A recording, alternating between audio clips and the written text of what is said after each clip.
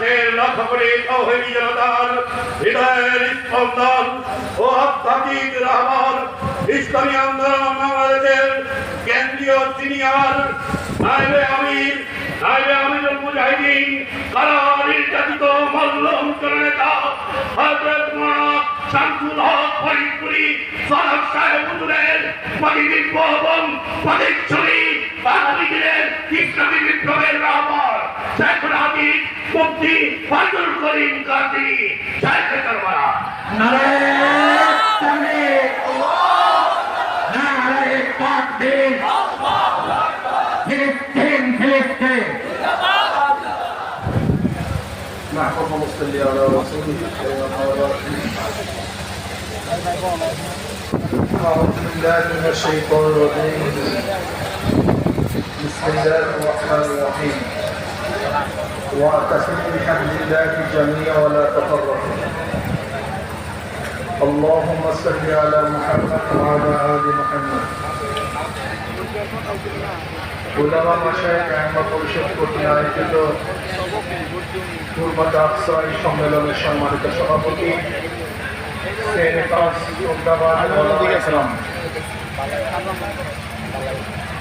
আকসা কি, ফিলিস্তিন কি, জেরুজালেম কি, মসজিদ আকসা নিয়ে আমাদের এত বেশি কেন আলোচনা, এই বিষয়ে কম বেশি আমরা সবাই বুঝতে পেরেছি। আকসা যদিও জেরুজালেমে অবস্থান করতেছে, কিন্তু বাইতুল মুকাদ্দাস প্রত্যেকটা মুসলমানের কলবের মধ্যে অবস্থান। বাইতুল মুকাদ্দাসকে হেফাজত করা প্রত্যেকটা মুসলমানের জরুরি দায়িত্ব। এটা আমাদের কাছে ছিল না তা না। দীর্ঘদিন পর্যন্ত ওমর ইবনে খাত্তাব রাদিয়াল্লাহু তাআলা খেলাফত থেকে বাইতুল মুকাদ্দাস দীর্ঘদিন পর্যন্ত আমাদের অধীনেই ছিল, কিন্তু কেন নাই এই বিষয়ে বিশাল আলোচনা। শুধু আমি মুসলমানকে একটা কথা বলতে চাই, জেরুজালেমের চারপাশে মুসলমান কান্ট্রি, সবগুলি মুসলমান কান্ট্রি। এরপর মাঝখানে ছোট্ট একটা জায়গা ইয়াহুদিরা দখল করল, তার মানে গাছ কুরআনকে বলতেছে তুমি আমাকে কাটছো কেন, তুমি আমাকে কাটছো কেন? তখন কুরআন বলতেছে আমার পিছনে তোমার জাত ভাই না থাকলে আমি তোমাকে কাটতে পারতাম না। তোমার পিছনে আমার জাত ভাই আর তার একটা কুঠার আমার পিছনে থাকার কারণে আমি কাটতে পারছি। আজকে বাইতুল মুকাদ্দাস আমাদেরই, কিন্তু রাখতে পারছি না আমাদের জাত ভাইদের কারণেই। দেখেন আমরা পরিকল্পনা নেই সাময়িক, ঠিক আমরা মুসলমান আছি না, আমাদের পরিকল্পনা কি আজকে কি করবো কালকে কি করবো, বাস শেষ। জোয়ার আসছে তো সব ঘুরিয়া ভাসায় ফেলাই, ভাটা লাগছে তো সব শুকায় ফেলাই। কিন্তু ইয়াহুদিরা প্রত্যেকটা কাজের টার্গেট দেয় 200 বছর। কত বছর? 200। খ্রিস্টানরা প্রত্যেকটা কাজের টার্গেট দেয় কমপক্ষে 100 বছর।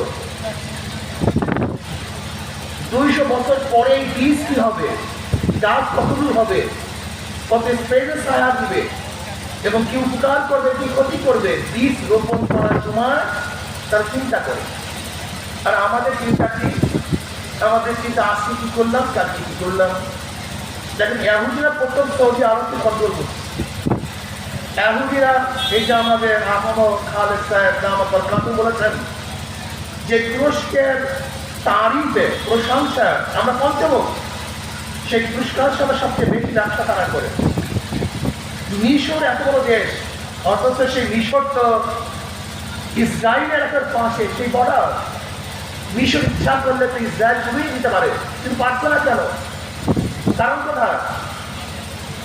আজকে 4টি মুসলমান কান্ট্রি, তার মানে হলো এই মুসলমান কান্ট্রিদের মধ্যে যতক্ষণ পর্যন্ত ইয়াহুদিদের তালা সৃষ্টি করতে না পেরেছে ততক্ষণ পর্যন্ত ইসরায়েল তারা দখল করতে পারেনি।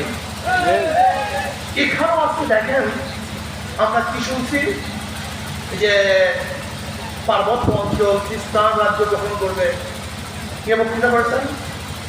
Prime minister. আমি তো মনে করি কথা খ্রিস্টান কান্ট্রি সেখানে করা যত কঠিন, কিন্তু হিন্দু কান্ট্রি করা তার চেয়ে অনেক সহজ। আমার তো বিশ্বাস প্রাইম মিনিস্টারের বক্তব্য ভারতকে আরাম করার জন্য, এটা আমার বিশ্বাস, এটা ভারতকে আরাম করার জন্য। আপনি কি জানেন সেই খাগড়াছড়ি থেকে মৈত্রী সেতু নামে ভারতের সাথে কত বড় ব্রিজ করা হয়েছে আপনারা জানেন? বিশাল ব্রিজ করা হয়েছে, 4 লেনের রাস্তা করা হচ্ছে।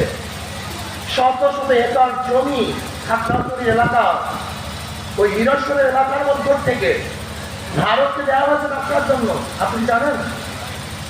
আপনি জানেন আমাদের বাংলাদেশের উপর থেকে কতগুলি করিডোর দেওয়া হয়েছে? আপনি জানেন এখন ভারতে ট্রেন লাইনের কি ব্যবস্থা করা হচ্ছে? আপনি জানেন আজকে প্রত্যেকটা আমাদের নৌবন্দর থেকে ভারতের মধ্যে যাওয়ার জন্য রাস্তাগুলি প্ল্যান কি করা হচ্ছে? আপনি জানেন আজকে ভারতের কি পরিমাণের লোক আমাদের দেশে চাকরি করছে? আপনি ইসরায়েলি পণ্য বয়কট করার জন্য স্লোগান করছি, কোককে বর্জন করো, কিন্তু ভারতের পণ্য কে বর্জন করবে? আজকে ভারত আমাদের দেশের সমস্ত রাজনীতি, অর্থনীতি, আমাদের দেশের স্বাধীনতা, এই ভূখণ্ডকে গ্রাস করার চক্রান্ত করতেছে। আজকে দেখেছেন আমাদের দেশের প্রাইম মিনিস্টার সেই দেশের সরকার প্রধান এবং বিরোধী দল প্রধানদের সাথে যেইভাবে আনন্দ করছে, মনে হয় যেন তার আপন লোককে তারা খুঁজে পেয়েছে। ইসরায়েল যখন শত্রু, ভারতও আমাদের শত্রু। ইসরায়েলের পণ্যকে যখন বয়কট করব, ভারতের পণ্যকে বয়কট করতে হবে, কারণ এই ইসরায়েলকে সাপোর্ট করেছে ভারত, স্পষ্ট সাপোর্ট করেছে এই ভারত। ইসরায়েলের পক্ষে ভোট দিয়েছে এই ভারত, কারণ ইসরায়েল ছিল আমাদের শত্রু, ভারত আমাদের শত্রু। ইসরায়েল আমাদের দেশ দখল করতে যত কঠিন হবে, কিন্তু ভারতের আমার দেশ দখল করতে তত সহজ হবে। কাজে ইসরায়েল আমাদের শত্রু, ওই বুদির গোষ্ঠী আমাদের শত্রু। ইসরায়েলের পণ্য বয়কট করবো, ভারতের পণ্য বয়কট করবো। সতর্ক থাকতে হবে। এই ভূখণ্ড নিয়ে যে ষড়যন্ত্র চলতেছে, অনেক ষড়যন্ত্র যা চিন্তা করতে পারবেন না। আজকে শিক্ষার মধ্যে ইসরায়েলের কথা নেই, কিন্তু সেখানে হাজারো ভারতের নাট্যকারদের কথা, হাজারো হিন্দু বংশীদের কথা, হাজারো ট্যাগের কথা সেখানে নিয়ে আসা হয়েছে। আপনি কি দেখেছেন আজকে বাংলাদেশের ইতিহাসের মধ্যে স্বাধীনতা যুদ্ধের সবচেয়ে বড় সাহায্যকারী হিসাবে ইন্দিরা গান্ধীর ছবিকে শেখ সাহেবের ছবির চেয়েও বড় আকারে ছাপানো হয়েছে। আপনি কি ভেবেছেন আমরা স্বাধীনতা সময় স্বাধীনতা দিবস পালন করি, আর ওই দিন ভারতও স্বাধীনতা দিবস পালন করে তারা এই বাংলাদেশকে স্বাধীন করেছে? আপনি কি জানেন আজকে গোটা মিডিয়া, এটা সম্পূর্ণ মুদি, গোটা মিডিয়া চালানো হচ্ছে ভারতের মাধ্যমে। আজকে বুদ্ধিজীবী নামে ওই সমস্ত কুলাঙ্গাররা ভারতের সৃষ্টি, আজকে একটা সাম্প্রদায়িকের নামে আমাদেরকে গালাগালি করে, কিন্তু হাজারো মুসলমানকে হত্যা করছে ভারত। একদিন মিডিয়া কোনো খাবার ইসলামের কথা বলে না। কয়েকদিন আগে ফরিদপুরে আমাদের মুসলমান সন্তানদেরকে হিসাবে হত্যা করা হয়েছে, কিন্তু সেখানে হিউম্যান রাইটস, সেখানে মানবাধিকার কোন সংস্থা বক্তব্য দেয় না, দিতে পারে না। এর কারণটা কি? ভারত আমাদেরকে বরফ করে ফেলছে। কাজী হুরমাত আকসা যেরকম আমাদের বাংলাদেশও আমাদের হুরমাত আকসা যারা শত্রু, আমাদের যারা শত্রু, ঠিক বাংলাদেশের যারা শত্রু তারা আমাদের শত্রু।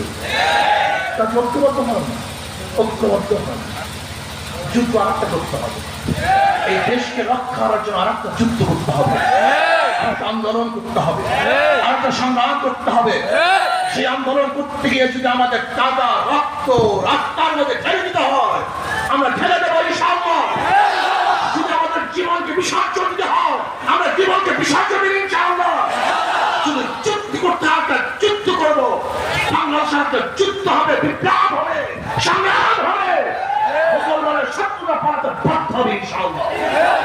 হুঁশিয়ার থাকতে হবে। আজকে বাংলাদেশ সরকার ফিলিস্তিনের পক্ষে কথা বলেন, ইসরায়েলের পক্ষে।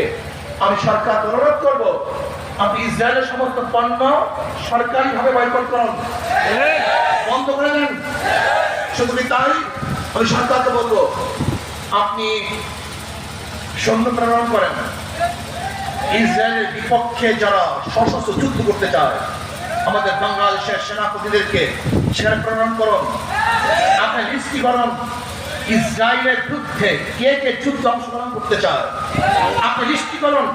আপনার নেতৃত্বে লিস্টি করা হোক, ইনশাআল্লাহ এই বাংলাদেশের হাজারো আকসার প্রেমিকরা, ইসরায়েলের দুশ্মনরা ইনশাআল্লাহ সেই যুদ্ধের সরাসরি উপস্থিত হয়ে ওদের বিরুদ্ধে লড়াই করে উৎখাত করে ইনশাআল্লাহ। যদি আপনি ইসরায়েলের বিপক্ষেই থাকেন, এই কাজগুলি করুন, আপনি সৈন্য প্রেরণ করুন। আমি বাংলাদেশ সরকারকে বলবো, আমার যে সমস্ত বাচ্চারা, আমার মারা, আমার শিশুরা না খেয়ে সেখানে ঢুকে ঘুরছে, তাদের জন্য সাহায্যের ব্যবস্থা করুন। সরাসরি কিভাবে সেখানে সাহায্য পৌঁছানো যায় সে ব্যবস্থা করুন। আমরা বিশ্বাস করি বাংলাদেশের হাজারো মানুষ আছে, তাদের ব্লাড বিক্রি করেও আমাদের এই বাচ্চাদের জন্য সাহায্য করে, তাদের সব কিছু সর্ব করে ওই ফিলিস্তিনি মা বোনদের পাশে থাকবে তারা ইনশাআল্লাহ। আমরা যেতে পারছি না, সাহায্য পৌঁছাতে পারছি না, আপনি ব্যবস্থা করুন, সরকারিভাবে ব্যবস্থা করুন। আমরা সেখানে সাহায্য পৌঁছাতে চাই, সাহায্য করতে চাই। শুধু অর্থের সাহায্য নয়, অস্ত্রের সাহায্য করতে চাই। শুধু অস্ত্রের সাহায্য নয়, আমরা রক্ত দিয়েও তাদের সাহায্য করতে চাই। আমরা সরাসরি উপস্থিত হয়ে তাদের বিরুদ্ধে লড়াই করে তাই ফিলিস্তিনের পক্ষে সাহায্য করতে চাই। ফিলিস্তিনি স্বাধীন রাষ্ট্র ঘোষণা করতে হবে।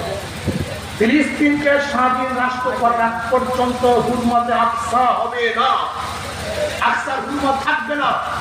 কাজে যে কোনো মূল্যে ফিলিস্তিনকে আর স্বাধীন রাষ্ট্র করতেই হবে ইনশাআল্লাহ।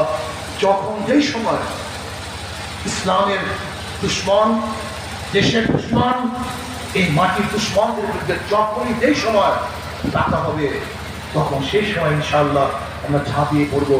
আল্লাহ আমাকে এবং আমাদের সবাইকে কবুল করে নেন, জাতীয় বাংলা শাখায় আমরা পরিষদ কবুল করে নেন, উপস্থিত সবাইকে কবুল করে নেন। আল্লাহ আকসাকে মদদ করেন। আল্লাহ